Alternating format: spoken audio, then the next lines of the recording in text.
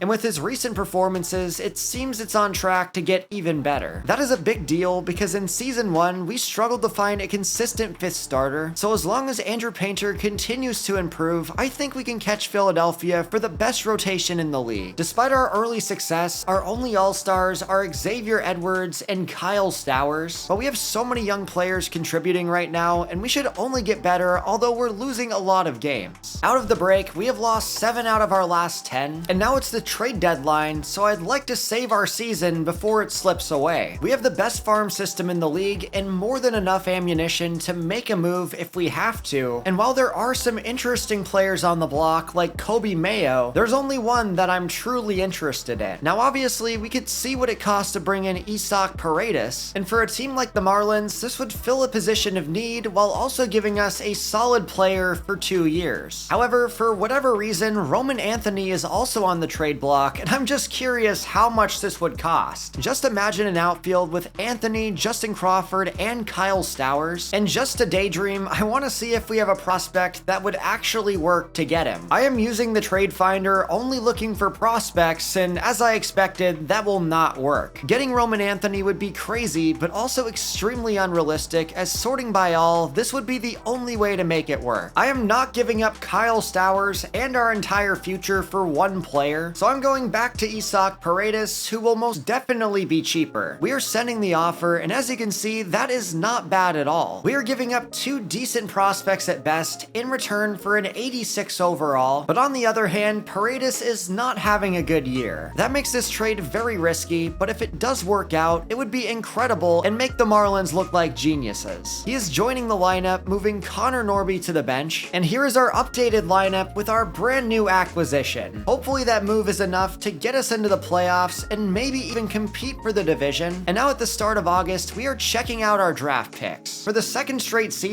the first round did not work out the way that I wanted it to, but we still ended up with a great player in Christopher Killian. Unfortunately, unlike last year where we struck gold, we do not have a single player above 90 potential, but there were several players who were close to that mark in the high 80s. Our first selection is one of those players, as Killian's coming in with 88 potential and 68 overall. He's a good contact hitter, and as I mentioned, he'll probably move over to third base, because right now our middle infield has a ton of competition, which I guess is a good problem to have. Overall, I would say that's a solid first round pick, but obviously not world breaking. And it was the same story with our next selection of center fielder Patrick Brignoni, as he is incredibly well balanced and looks pretty polished right away. Then at first base, we have Chris Gill, who has the same overall as Christopher Killian, along with a very similar skill set at first base. The 23-year-old is coming in with hitting skills that are already MLB ready, and even though we just signed Josh Naylor, I think this is a good move for the future. I also have to note that Gill can play third base and left field, which are both positions of need, so he's gonna find his way on the field no matter what. Right after that, we took 2 more project position players in Howard Self and Julio Pena. The combination of his skin tone, his beard, and the fact that he's from Alabama is an interesting combination, but either way, we get 2 quality position players to add to the farm, while Sam Beckman and this third baseman ended off the draft. The month of August could be a make or break for our squad, as we just acquired Paredes, and so far it seems we're hanging in there, winning several series, although now here come the losses. After getting slapped by the Mets, they jump us, as we are now in 4th place at 72 and 66. This is a very competitive division, and I was hoping that our trade deadline move would help us out, but it seems to have not made a difference, as we are now outside of the wild card. If there's one guy who has not been a problem in the second half, that is Kyle Stowers, who has been nothing short of sensational, and he is now up to 94 overall after a plus 12 to his contact versus right. He has established himself as one of the best young players in the league at only 28 years old, and this 925 OPS would be over 30 points higher than last year. Then there's our other all-star, Xavier Edwards, who's doing exactly what he does best of getting on base, and his 853 OPS would also be a career high. After that though, I'm honestly a little underwhelmed with the offense, as it really feels like we are underperforming with only a month left in the year. To make things even worse, the down year for Isaac Paredes continues, as his OPS is at 660, and it's the same exact story for Justin Crawford, who's at 629. It seems we have a lot of work to do to continue building this offensive core, but we better figure it out, because this rotation is way too good to be wasted on subpar talent. We are down to 11th in the league in runs scored, but our rotation stays right near the top for ERA. At this point in the year, there's nothing left we can do to improve our team, as all we can do is sim September, and we get off to the worst possible start. For the first time in a long while, we are under 500, and the losses continue to pile up. Unfortunately, because of this slump, we are not making the playoffs, as we finish in 4th place with an 80 and 82 record. For most of the year, we were 1st and 2nd in the wild card, but let it slip away. And after that season, I cannot help but feel like we're wasting the primes of our star players, along with one of the best rotations in baseball. Missing the playoffs after starting strong in the first half and trading for Isaac Paredes is certainly disappointing, and even though we're a very good team on paper, it seems that several of our pieces underperformed, which is a huge problem. This offseason, we have some big decisions to make regarding several of our core players, as we could definitely use an upgrade in left field and probably grab another bullpen arm. The Seattle Mariners won the World Series over the Reds, with Julio Rodriguez being World Series MVP, and Ohtani wins his 3rd NL MVP in a row and the 5th total of his career. Despite the disappointment, things are looking good for the Marlins in Season 3, as everyone is coming back. Unfortunately though, the big problem is money, and they do not have a lot of it. After re-signing their entire team, they have just $4.5 million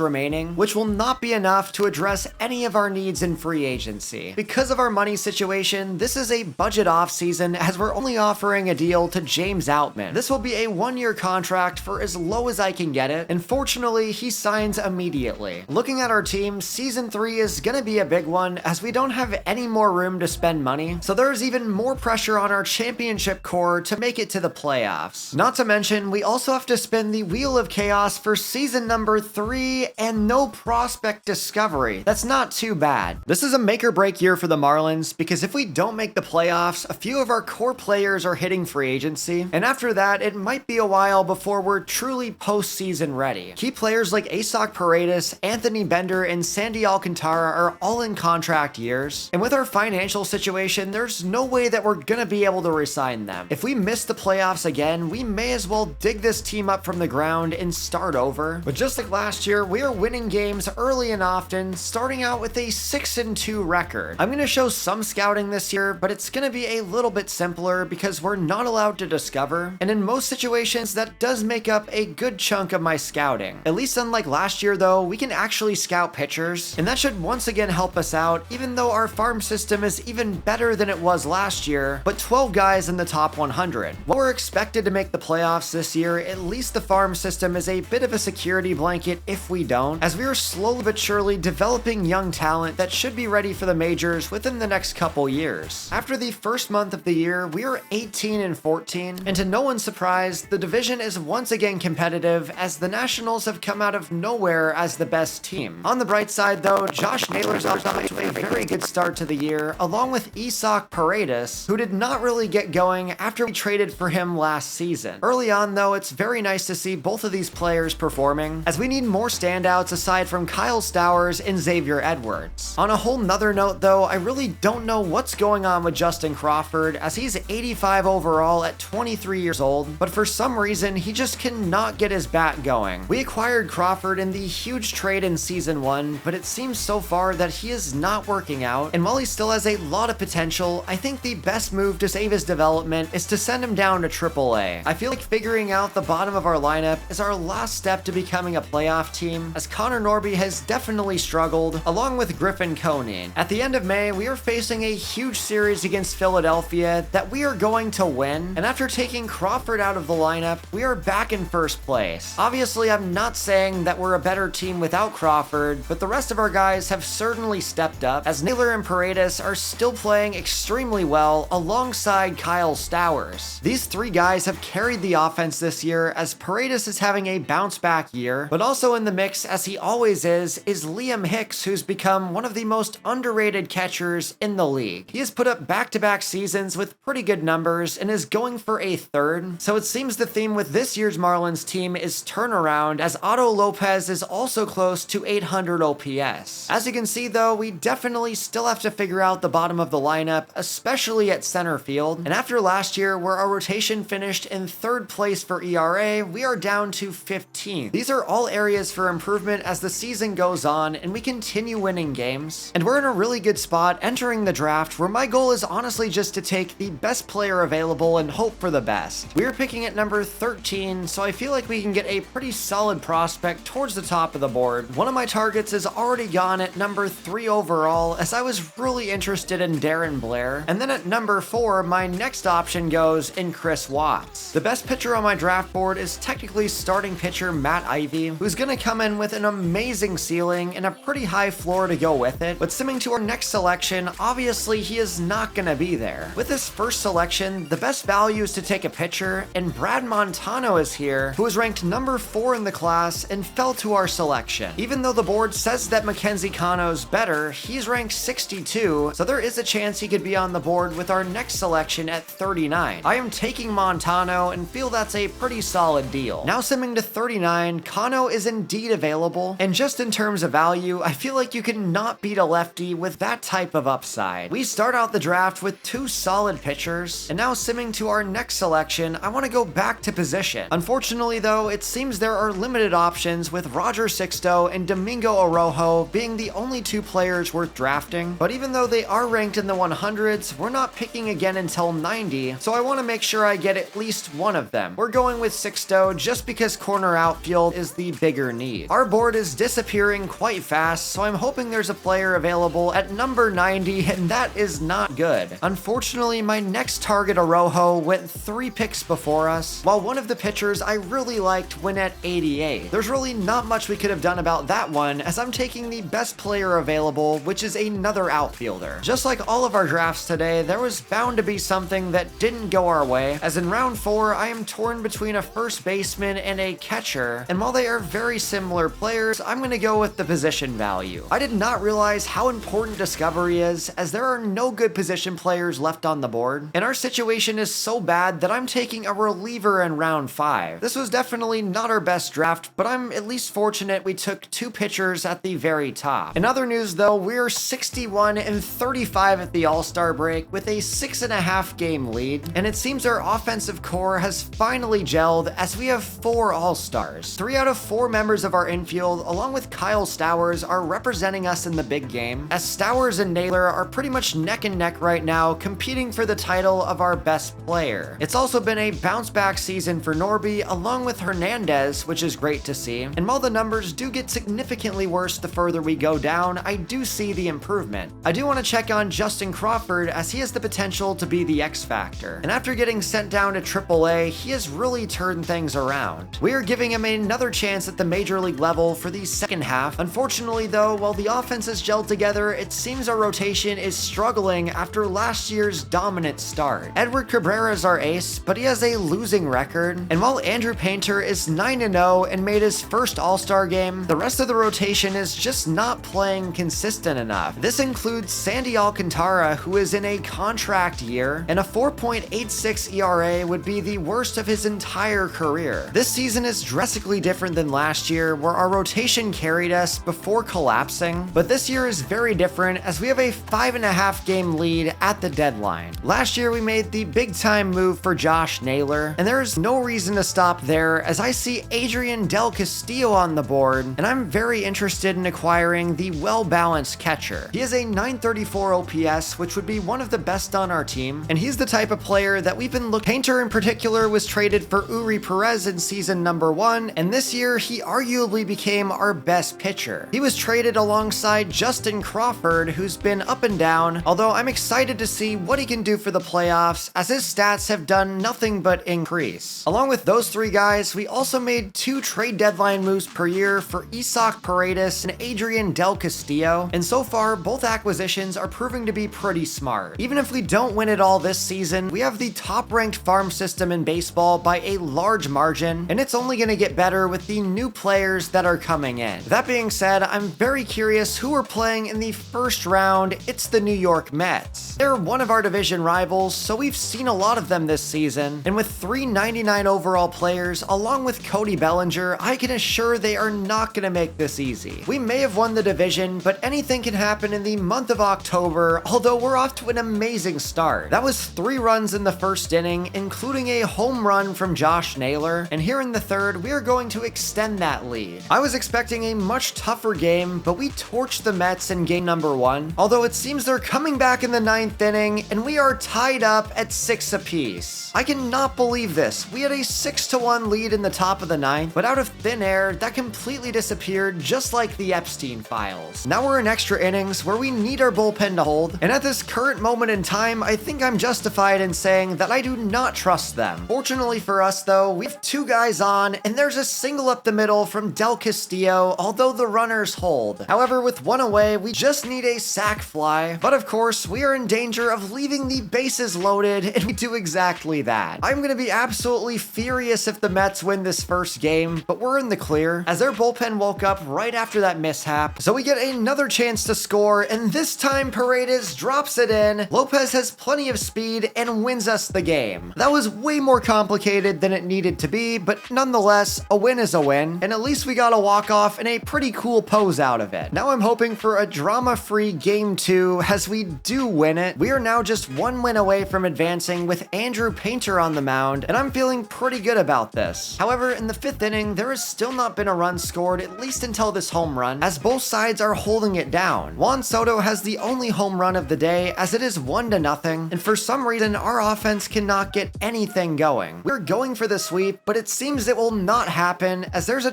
2-run shot, and the Mets stay alive with a 3-0 victory. That was a bit of a setback, but we still should be in good position to win this series as it's 5-0 in the first inning. That might be all we need to advance to the NLCS game in our third season of the rebuild, although do not count out the Mets. I've seen them do some crazy things in franchise. They rally back to make it 5-3, and Lane Thomas goes deep again as they tie it up. That is not ideal as they have taken the lead, but we strike right back. So now it all comes down to the bullpens. There's a 2-run shot from Stowers. I don't want to speak too soon, but that might seal our victory as they score another run. And in the 9th inning, here is Bender trying to close it out. We do. We made a couple of these games way too close, but we're moving on to the next round. And I'm really hoping the woes in our bullpen are out of the way because we're taking on the Dodgers. This team is simply ridiculous with Yamamoto and Ohtani leading the way. And in recent years, they have dominated the awards with Yamamoto winning 3 Cy Youngs in a row, while Ohtani is on his 5th straight MVP and probably a few more sabotaged real estate investments. It's gonna take a village to win this series, especially against the team that has the best pitcher in baseball. And while we did load the bases in the first inning, we could not score a run. It is still 0-0 as Ryan Weathers is being extremely brave on the mound as the Dodgers strike first in the 5th inning. We've gotten so close to scoring, but instead the Dodgers are going to punish us, and they dominate the first game. We desperately need to get one back in game 2 as Cabrera wins it for us, so we show the Dodgers that even though Yamamoto bullied us, we are not going to go down easy. Thank you, Josh Naylor. We start game 3 off with a bang as Naylor goes deep for a 3-run shot, and so far Sandy Alcantara is holding his own, shutting them out. This could be his last postseason in Miami, and right as things were getting good, he gives up 5 runs. We started that game off very strong, but did not score after the first inning, so we are once again playing from behind and are in danger of going down 3-1, but there is an RBI. We are neck and neck in the biggest game of the series as we leave the bases loaded for like the millionth time today. So just like in the Mets series, we are going to extra innings, simming to the end of the game to see what happens. We leave the bases loaded, of course we do. Fortunately though, they're not going to score, so we get another chance in the 11th. Absolutely nothing is happening. We're going to the 13th. This could finally be Miami's chance to get on the board as this is driven deep into right field, going all the way back where the play will be made with 2 on. That is another instance of the Marlins completely shooting themselves in the foot as we're going to the 16th inning, and at this point I am begging for either side to end it as Crawford doubles and there are runners at the corners. There have been 0 runs scored in extra innings, and that's going to continue as the Dodgers once again have the chance to walk it off. There's a single, a fly out, and a fielder's choice. That means we are now in the 17th inning, which is something I never thought I would say, but the Marlins have runners on 2 and 3. There's a sac fly to put them up by 1. If Anthony Bender does not end this game, I am going to absolutely crash out as there are 2 outs and the 3rd. In one of the longest baseball games I've ever seen, the Marlins secure a 4-3 victory. So this series is once again all tied up with a huge game 5 on the way. That is massive. The Marlins win their 2nd game in a row, and they can eliminate the Dodgers as they start off strong. Kyle Stowers hits a 2-run nuke to get us going as we are on our way to the World Series. And more importantly, Cabrera is on the mound lighting it up. He has only given up 2 hits in a 2-run game, but the Dodgers finally strike. So now Anthony Bender needs to close it out, and there it is. The Marlins overcome one of their biggest challenges possible to advance to the World Series, and regardless of what happens, they have won a pennant. I would not want to be the Tigers facing off against a team that took down a God squad, but this Detroit team might be equally dangerous with the pitching staff led by Skubal and Chris Bubic. As always, they also have Riley Green, Gleyber Torres, and Kerry Carpenter, so we once again have our work cut out for us. If we can find a way to beat Skubal in game 1, I truly believe we have a shot, but that's going to be easier said than done as we are already trailing by a run. Cabrera's a good player, but he is simply not on Skubal's level, and it seems we are no match for the best pitcher in baseball. It is still 1-0 until the 8th inning when we finally get on the board, and thanks to a gem from Cabrera, that makes it a tie game. This first game has perfectly set the tone of what I expected, as of course we are heading to extra innings looking for something. We have not been strangers to extra innings so far in the playoffs, playoffs as we score a run, and with reliever of the year finalist Anthony Bender on the mound, that could make all the difference, but there's a triple. That is terrifying, as all the Tigers need is a single to drive him in, so we are hopping in for what is hopefully the final out. There's the grounder to third, and the Marlins win. Thanks to a home run from Paredes, we rally to beat Tarek Skubal and win the next game, so we are now just 2 victories away from winning the World Series. It is 3-0. Despite having 2 of the best pitchers in baseball, it's become clear that this Marlins team as a whole is better, and as a result, they have a chance to earn the sweep in the World Series. This could be the start of a dynasty in Miami, as it's 0-0 with Skubal back on the mound, as our bullpen puts in work, and there's a home run. That dinger was off of Skubal himself, but the Tigers aren't done, as Anthony Bender gives up a home run, but just needing one more out, there's a pop-up. In just 3 seasons, we rebuilt the Miami Marlins using the Wheel of Chaos, winning them a World Series, starting a dynasty, and turning them into the best team in the league. Thank you for watching, like and subscribe, and click right here to see more.